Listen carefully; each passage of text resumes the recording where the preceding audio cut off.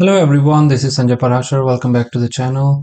I have compiled this video for those who want to learn everything there is to learn about SOA 12C QuickStart installation in one video. I have created separate parts in individual videos as well. So if you like shorter videos of specific topics, then you can watch those videos. Link is in the description. However, I'll create chapters in this video as well, that if you want to learn anything specific, then you can simply jump to that topic of the video. And I promise you, after watching this video, you will not need to go anywhere to learn anything about 12C QuickStart installation. And whatever we learn today will be more than enough for our developers to learn about SOA installation and server domain configuration. So let's see what all we are learning today. In this video, we have four major parts. First, we will learn how to download 12C QuickStart jar of any SOA version and then how to install it in your machine.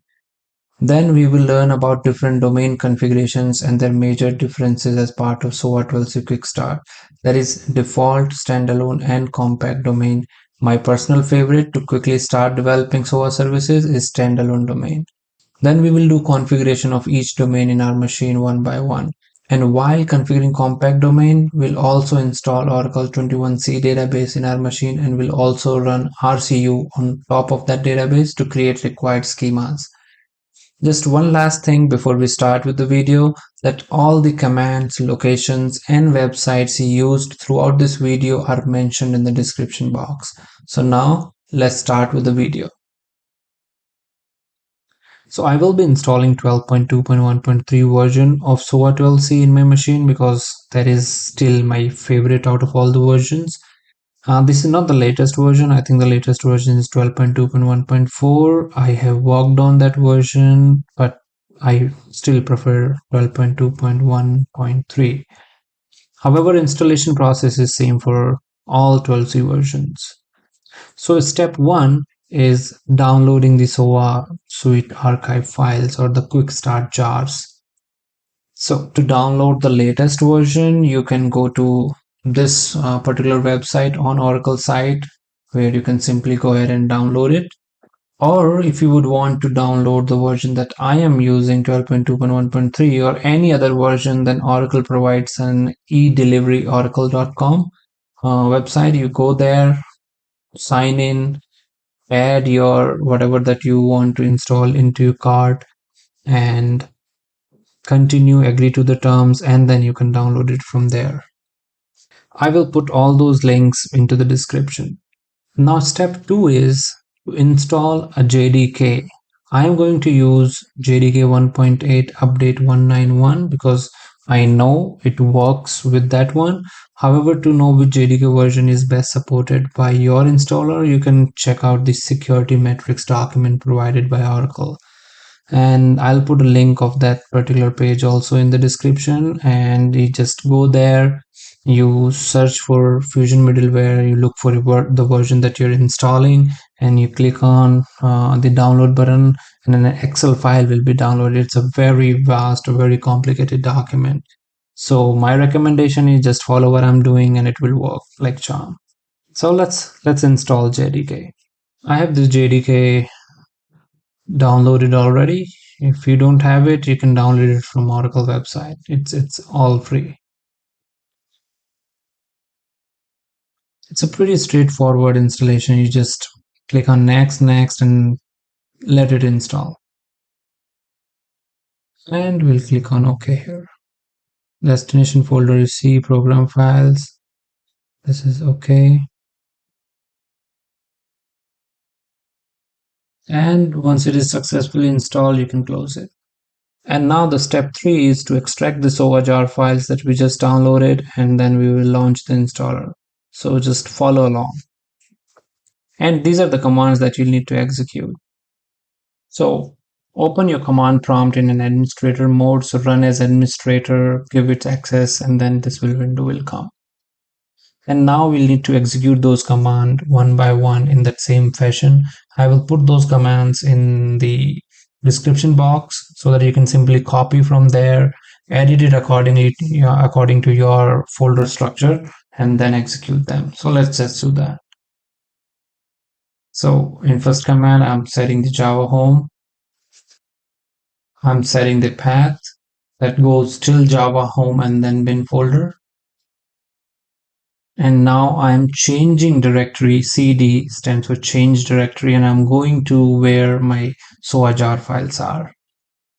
And here I am. And now I'm going to execute the command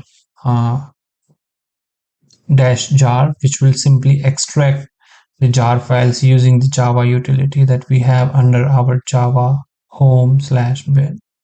So let's do that.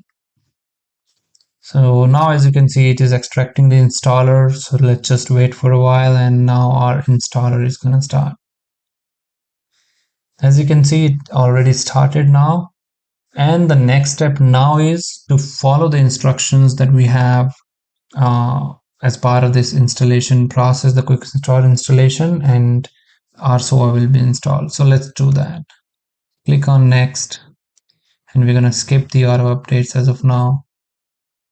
And this is by default automatically took that where do you want your Oracle home to be. I don't mind having an Oracle home in my C drive, Oracle middleware, and Oracle home, but you can simply go ahead and change the directory as well. You can just name anything here and it will automatically create those directory for you. I'm going to leave them as it is, and we'll click on next. So prerequisites checks are there. So it basically checks that how much RAM you have. I think minimum requirement is 2 GB, but if you have 4 GB, it's better. But in my machine, I have plenty of RAM and space. So let's click on next. And this is basically telling you that this all will be installed, and this all you can have. This will be your Oracle home and everything. You can save this response file if you want. I don't want it. I'm going to just click on install here.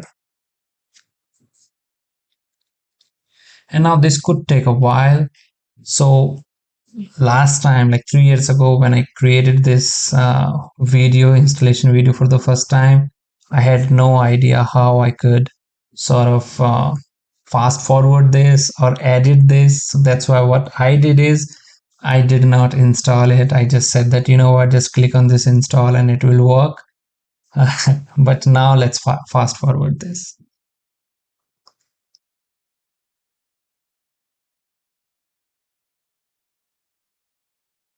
All right, so it took around 6-7 minutes for it to complete. Let's click on next. And it gives us all the details that has been installed as of now. And if you see, the most important thing here is that it installed JDeveloper with it, which is an IDE where you can create your SOA services, people processes, and everything. So I'm going to keep clicking on this. We'll keep it as checked. So we'll finish it and the JDeveloper will start. So congratulations, you have installed SOA in your machine successfully. It was so simple. And let's click on OK and let this JDeveloper open.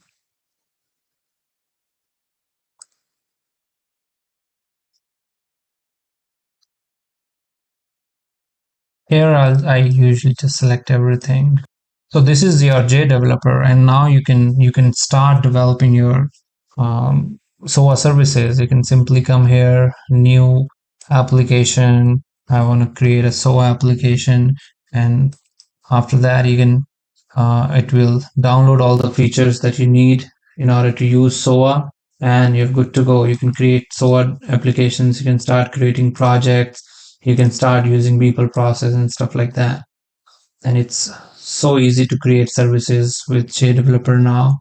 And as a matter of fact, here you go. I just created one service in like 10 seconds. So however, if I develop a service, I cannot install it because our WebLogic server is not yet configured.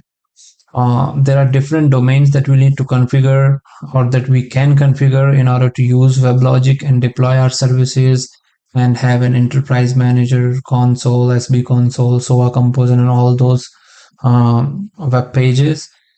For that, we need to configure domains. We have three types of domains that we can configure. My personal favorite to quickly start development, deployment, and testing is standalone domain. However, there are very good chances that in your company you are using compact domain. Let's see what are the main differences between these domains. So we have three domains. We have WebLogic Server's default domain in JDeveloper, standalone domain, and compact domain. Default domain and standalone domain, they both work on lightweighted Java database. However, the main difference is that default domain is chained with JDeveloper and a standalone domain is independent of JDeveloper.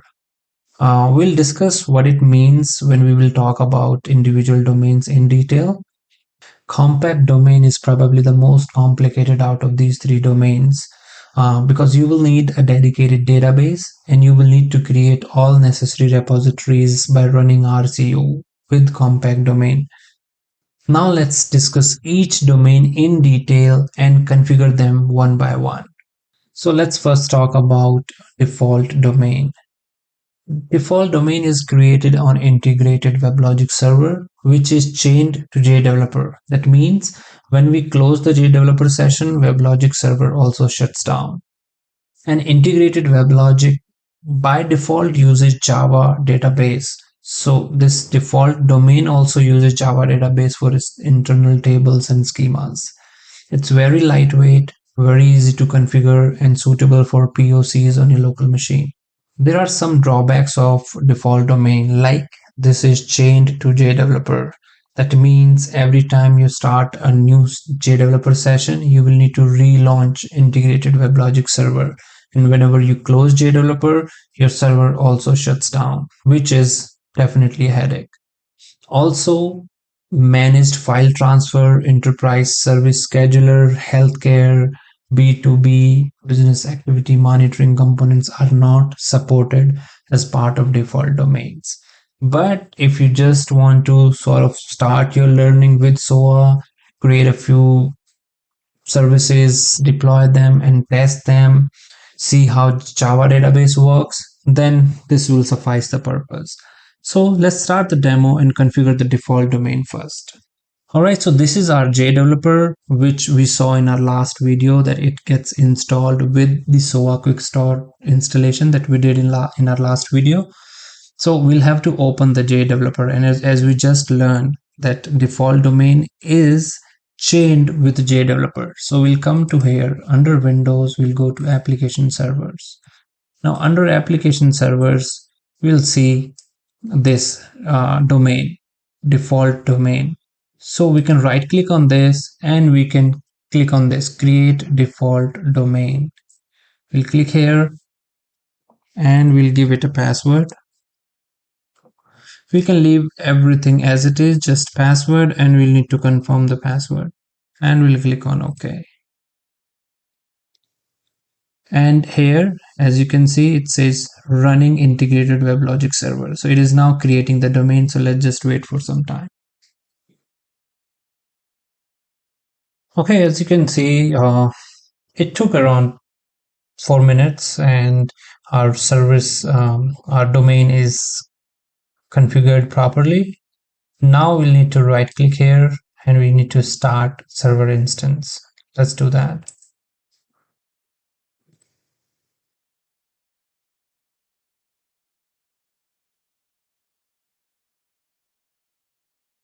All right, as we can see, our SOA platform is running and accepting requests. So that means we have successfully configured our default domain, and now we should be able to access our WebLogic console and enterprise manager. So let's see if we can do that. Here we go. As we can see, localhost colon 7101 was the port that we did when we configured it, and console to access the WebLogic server. Let's type in the username and password.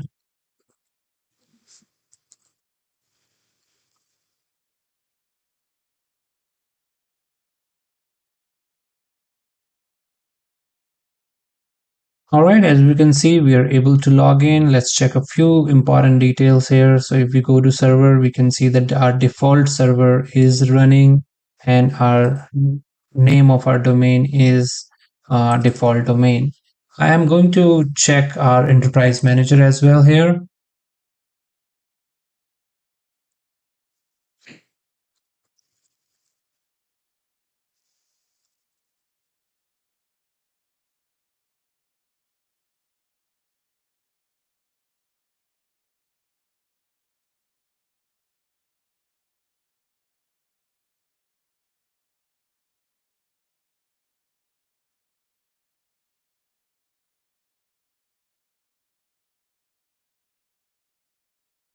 Excellent. As you can see, our enterprise manager is also here.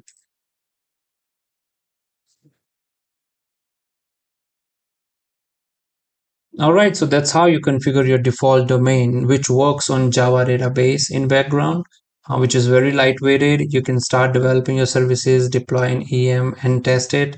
I think the only downside of this domain is that it is chained with JDeveloper. So if you close your JDeveloper session, your WebLogic server will also shut down, and you'll not have access to your console and enterprise manager. However, there is a simple fix for that. You can configure a standalone domain by just executing one single command. So now let's talk about standalone domain. This also uses lightweighted Java database like default domain, but the major upside of using standalone domain is that standalone domain server and domain run independently of JDeveloper. This saves a lot of time if you're planning on developing an application in JDeveloper over a series of separate sessions. Or if you want to work with Oracle Service Bus service via Service Bus console and you don't want to open JDeveloper at all, you can do that if you have a standalone domain configured.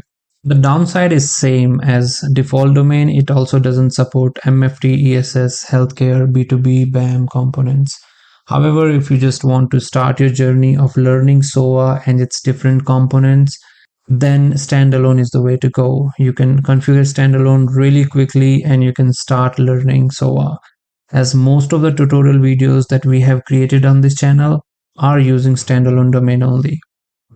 Before we start the demo, here are some important locations that you need in order to configure a standalone domain. As you can see, you need to locate your Oracle Common Bin folder as your config command is there.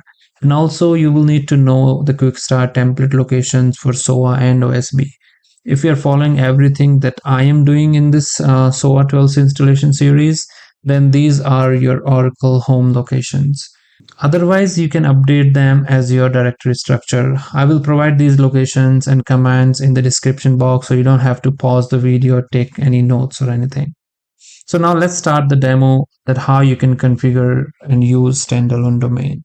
All right, you will need to open command prompt with an administrator mode. So command prompt, right click, open as administrator, give the access, and this is the window that you will come to.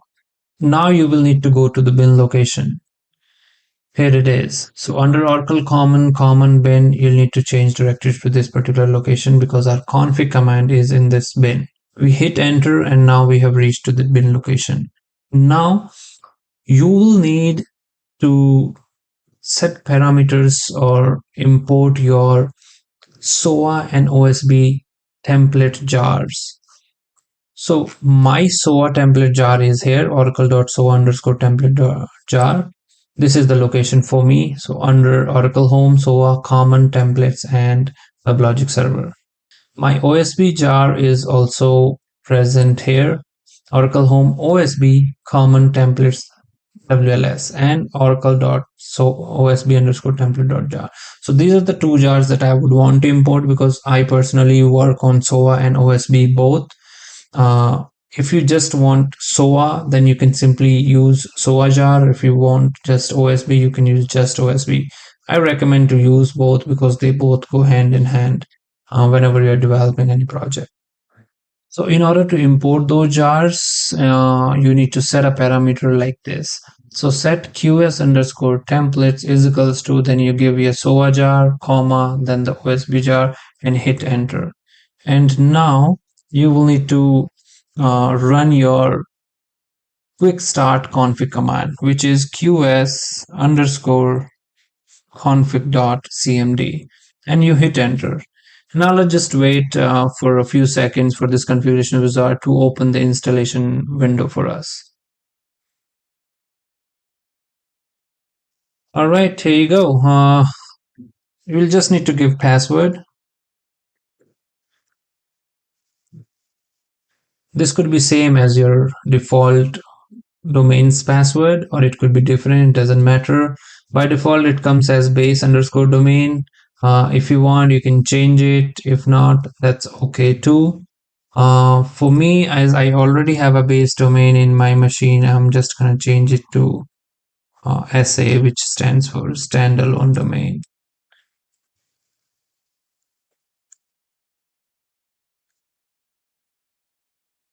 All right, I'm going to hit create now.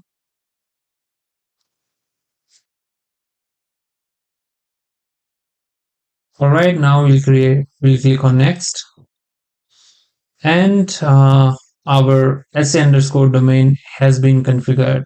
It is that simple. You can make a note of these locations because that will come in handy whenever you would want to stop and start your standalone domain or your server. And you can make a note of this location as well because this is needed in order for you to access your WebLogic server and enterprise manager. Here it says Sanjay Parashar because that's what my machine's name is. You will see your machine name here. However, the URL will work if it is your local machine. It will work as http colon slash slash localhost colon 7001 console. And here at the bottom, as you can see, we can start the domain directly from here. So we'll click on the start domain and we'll click on finish, and a new command prompt window will open, which will be executing start WebLogic command in order to start this particular server. So I'm going to click on finish now. As you can see, this window has popped up. It says start WebLogic command, and it is going to take some time for it to start the server. So let me just fast forward this whole thing.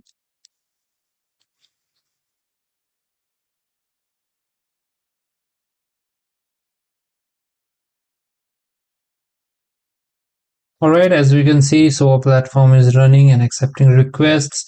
So now we should be able to access our enterprise manager and our console, SB console and everything. So let's just give it a try. Here it is. This is our administration console. Username is WebLogic and password.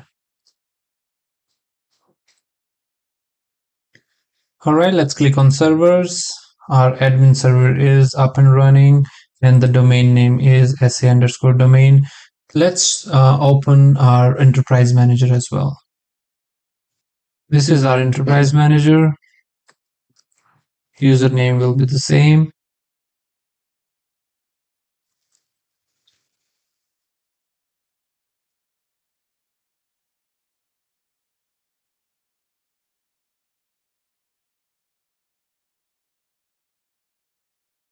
All right, here we go. We are able to access enterprise manager as well, and we are able to access console EM independently of JDeveloper. So my JDeveloper at the moment is not running.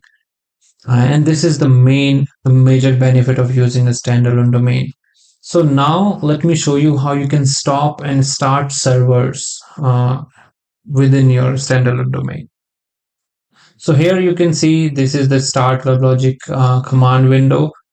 If I want to stop it, there are two options. I can execute a command of stop WebLogic.cmd, or I can simply do Control plus C on this window and it will terminate this batch job for me. I have been doing that for a few years. It might not be the recommended way, but it's definitely faster.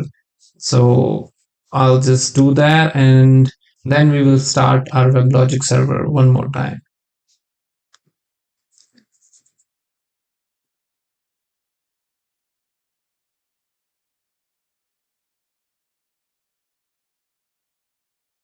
Terminate batch job, yes, and our server is down now. So if we will access console and EM, will not be able to do that. Let me show you. So if I refresh this page now, it's not working. So let me clear this console. So under this SA underscore domain, we have a start WebLogic command. We can simply click on this and it will start our WebLogic server. However, I wanted to show you guys where our stop WebLogic command is. So inside SA underscore domain, we have a bin folder. So let's just change the directory to bin. And here, if we'll see, we have our stop weblogic.cmd. And in this particular directory only, we have our start weblogic command as well. So we have the start weblogic inside bin as well as outside bin, and they both work in the same way. So let me hit enter here, and now it will start our weblogic server. And that's how the standalone domain works. There are a few prerequisites before we do the actual domain configuration. First is database. So unlike default and standalone domain configurations, which uses Java database, lightweighted inbuilt Java database, compact domain needs a separate database altogether. So if you do not have any database in your machine which is compatible with your Oracle SOA 12C, then you will need to download and install one. So I will be downloading and installing database 21C Express Edition version.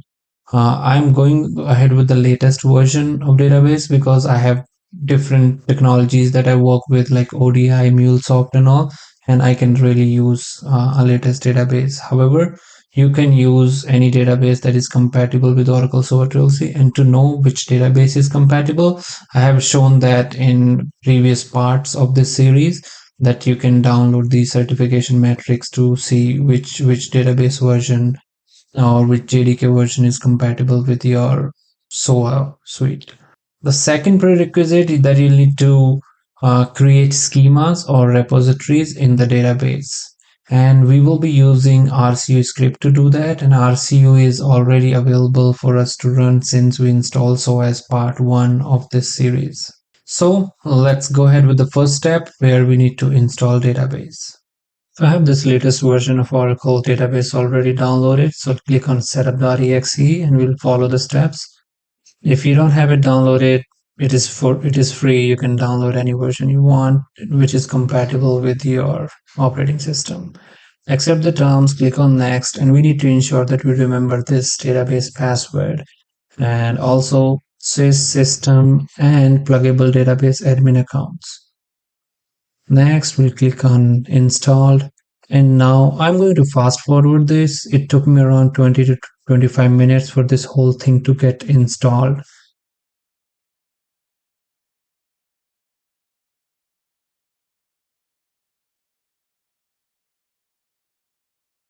Once it is downloaded, click on finish. You make sure that you make a note of these service names and everything. Next step is that we are going to run RCU, and this command is present, or this batch file is present in Oracle common / bin location. I'll put all these links into the description box. Here we'll go to this bin location and run RCU bat. Click on next, and here we will give the database connection details.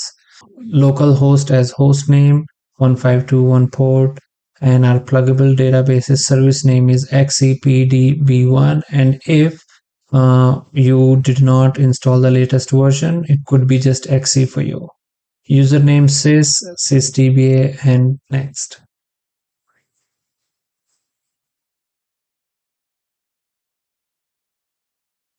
We will ignore some of the warnings that we will get. It depends on the database version that you install. We'll click on SOA Suite here because we want all the services of SOA Suite as well. We'll click on next. Okay. We'll provide a password that will be applicable for all the schemas. And we'll click on next.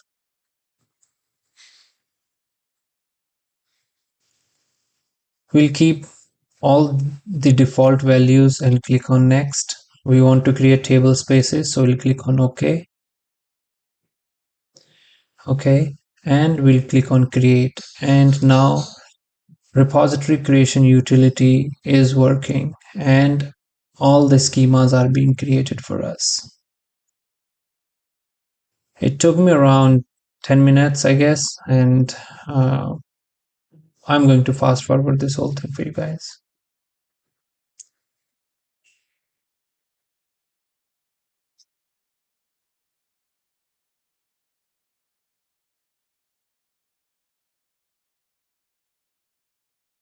And once RC is done, you can close this. And now finally we will be configuring compact domain. So config.cmd is present under common/bin, and we'll also need to set the JVM arguments. All these commands and everything I'm going to put into the description box. So open command prompt, go to the bin directory, set the arguments and execute config.cmd. And then your configuration wizard will load, and then we'll need to follow the instructions in order to configure compact domain.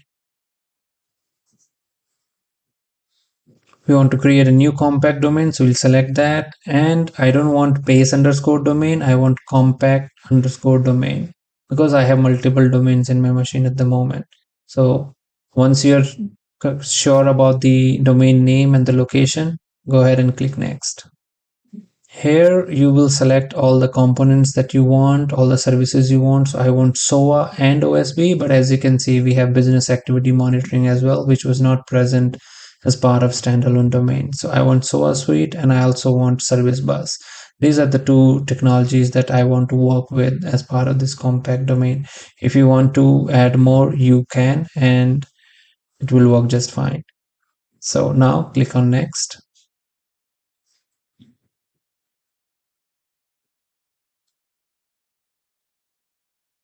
I would leave everything as default. As a developer, there is nothing much that you need to know about all these. We'll click on next and we'll try to keep most things default. Here, just ensure that it is pointing to the compact domain name that you just gave. We'll click on next, and now we will give a password for our WebLogic.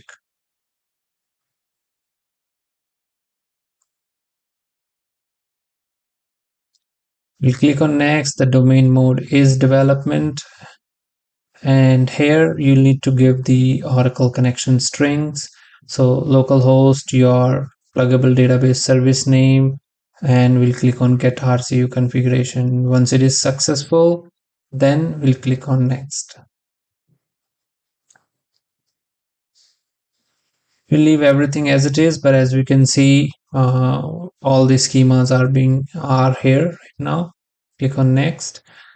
And now the JDBC test will run, and once all the XA, non-XA connections, JDBC connections are done, we'll get all green checks, and then we'll click on next.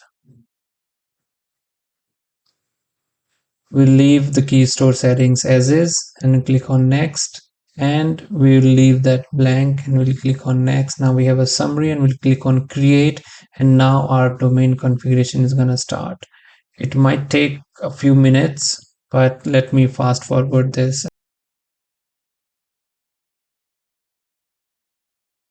And once this is done, we'll click on next. And here we can see that this will be our admin server. 7001 is the port. And at the bottom here, we check this and we finish. Then our admin server is going to start. Starting and stopping WebLogic server is same as standalone domain. We can use start WebLogic and stop WebLogic commands using the command prompt. So let me fast forward this. Now as you can see, SOA platform is running and accepting requests. So now we should be able to access our console and enterprise manager. So let's first access our console. So username is WebLogic and the password that you set. We'll click on login. And in the enterprise manager as well, same username, WebLogic, and password. And in the console, as we can see, we'll go to server and admin server is up and running. If we check the domain, then the domain is compact domain that we just configured. And in our enterprise manager, we go to the navigation pane and go to SOA. We can see that service bus and SOA, they both are properly installed and configured. Thank you so much for watching the video. I hope you found it informative. This video is specifically for developers because if you are a WebLogic server administrator, then you need to know way more than just domain configurations and installations. You need to know about clusters, node managers, managed servers, load balancing, or backing up a server image. I will try to cover these topics as well in future videos, so stay tuned. Thank you so much for your time. Take good care of yourselves and have a nice rest of the day. Thank you so much. Bye bye.